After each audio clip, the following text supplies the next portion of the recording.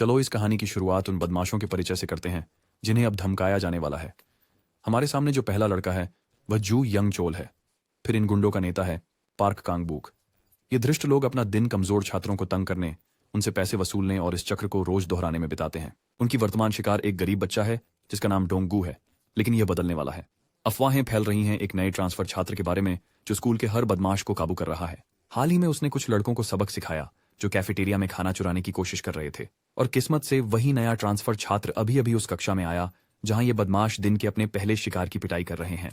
उसकी पहचान के लिए उसका नाम डॉयल है और इस समय वह इस स्कूल के तथाकथित बॉस की तलाश में है।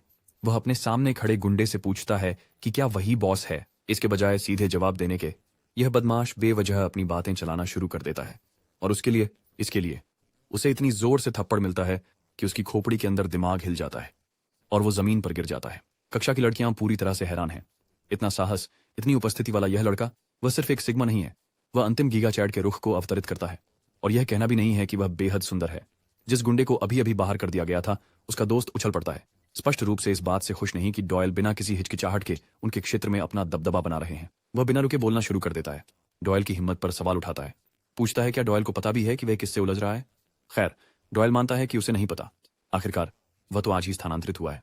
गुंडा समझते हुए कि शब्द पर्याप्त नहीं है खूंसा मारने की कोशिश करता है और यही बड़ी गलती होती है।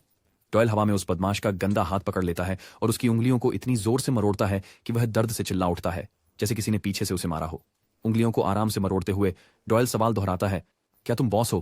गुंडा असहनीय दर्द को सहन नहीं कर पाता तेजी से अपने नेता पार्क की ओर इशारा करता है। बेशक कांगबुक इस बात से खुश नहीं है कि उसके खुद के मातहत ने उसे धोखा दे दिया, लेकिन इससे पहले कि वह प्रतिक्रिया दे सके डॉयल एक और थप्पड़ मारता है जिससे गुंडा पूरी तरह से नीचे गिर जाता है। अब रास्ता साफ हो जाने पर डॉयल पार्क कांगबुक के पास जाता है और वही सवाल पूछता है, क्या आप यहाँ के स्कूल बॉस हैं? अचरज की बात नहीं, कांगबुक वही गलती करता है जो उसके चापलूसों ने की थी, बेमतलब अपनी जुबान चलाकर। तो डॉयल उसे एक अच्छा खासा मुक्का सीधे चेहरे पर जड़ देता है जिससे वह पीछे की ओर लड़खड़ा जाता है। संकेत लेने की बजाय ये बदकिस्मत आदमी वापस लड़ने का फैसला करता है और अपनी ओर से एक मुक्का मारता है। और ओह, जिस तरह से डॉयल उस मुक्के को चकमा देता है वह बहुत ही जबरदस्त है। अब डॉयल की बारी है यह दिखाने की कि उसके पास क्या है।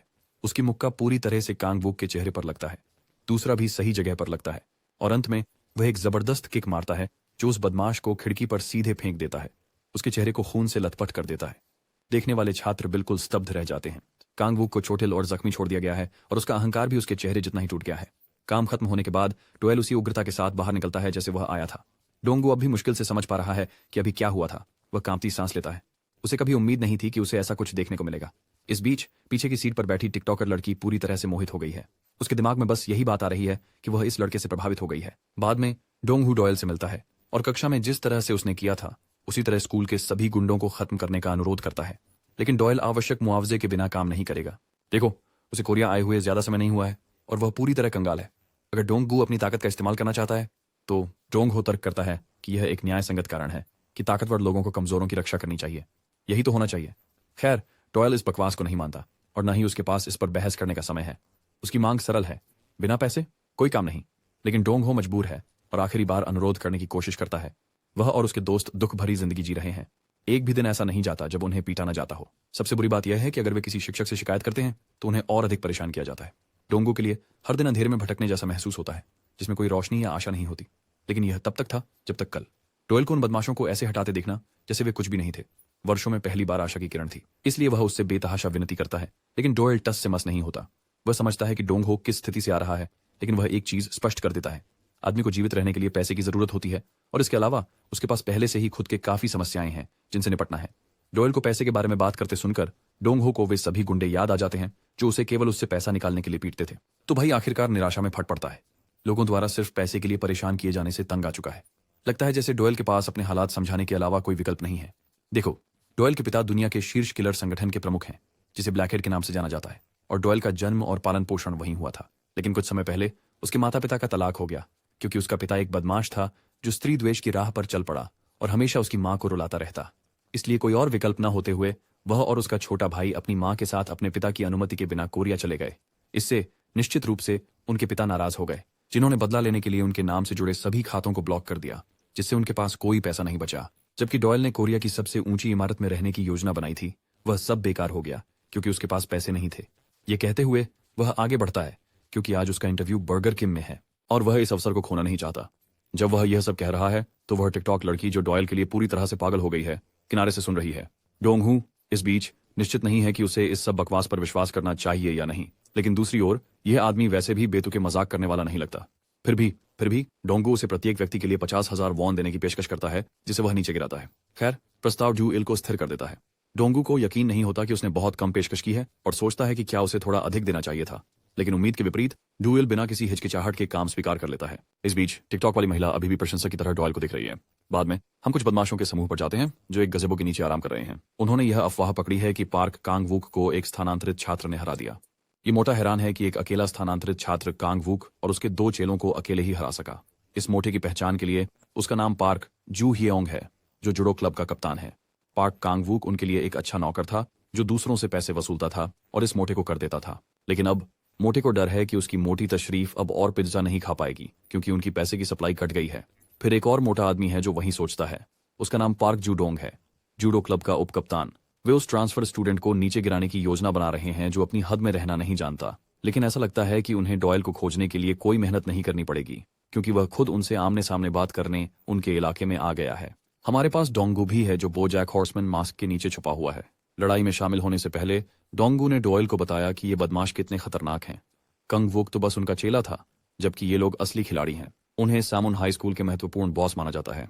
जुडो जुड़वा पार्क चुहियंग और पार्क जुडोंग राष्ट्रीय एथलीट बनने की कोशिश कर रहे हैं, इसलिए वे स्कूल के दौरान अपने रिकॉर्ड साफ रखते हैं और अपने गंदे काम के लिए कांग वुक का उपयोग करते हैं। कांग वुक दूसरों को धमकाकर पैसे कमाता है, और अगर कांग वुक पर्याप्त नहीं लाता तो वे उसे बुरी तरह पीटते हैं। लेकिन जैसा कि आप समझ सकते हैं, डू इल जैसे किसी व्यक्ति के लिए यह परिचय आवश्यक नहीं है। वह केवल यह जानना चाहता है कि क्या ये लोग उसके निशाने पर हैं। हम यह भी देखते हैं कि टिकटॉक गर्ल, जो डू इल के लिए पागल हो गई है, जूडो ट्विंस के साथ घूम रही है और अभी भी उसके बारे में सोचती रहती है। वह उसके रिकॉर्ड किए हुए क्लिप को बार बार देख रही है। वैसे उसका नाम सोलमिना है। वह स्पष्ट रूप से जुनूनी है, अब भी उसके बारे में सोच रही है, फोन पर ध्यान लगाए हुए। जूडोंग उत्सुक है कि उसे इसमें इतनी दिलचस्पी क्यों है। वह जो भी देख रही है, जूडोंग वह भी देखना चाहता है, लेकिन वह महिला साफ इनकार कर देती है। उसी समय हम देखते हैं कि दो इल एक भारी बॉल की तरह आकर जूडोंग के चेहरे पर घुटना मारता है। प्रभाव बहुत ही जबरदस्त है और वह मोटा आदमी एक ही वार में बेहोश हो जाता है। दूसरा मोटा आदमी जल्दी से दो इल पर झपटा मारता है, लेकिन वह बिल्कुल शांत और संयमित रहता है, जैसे कि वह बिल्कुल भी डरा नहीं है। उसकी बेफिक्र रवैया उस मोटे को असमंजस में डाल देता है।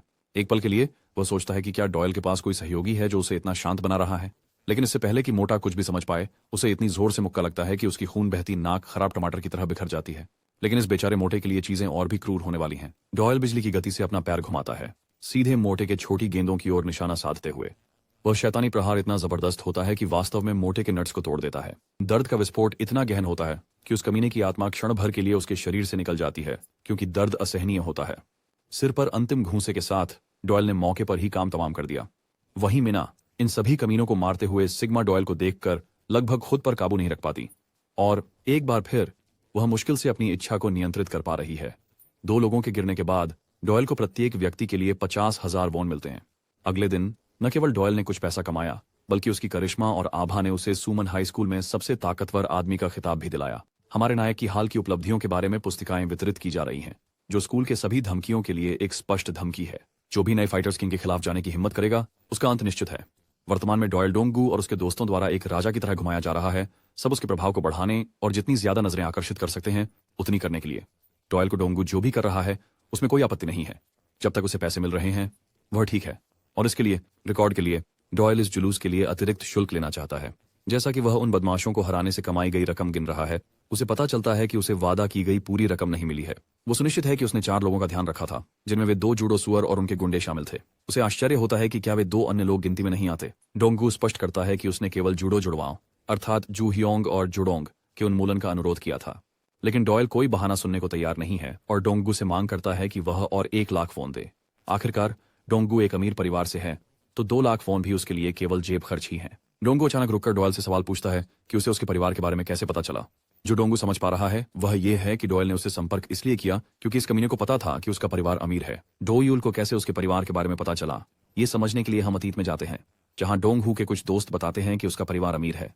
तो डोयूल बस ये कहता है कि पूरे स्कूल को पता है कि उसका परिवार कितना अमीर है। ये तो छोड़िए, डोंगहू ही पहले उससे मिलने आया था।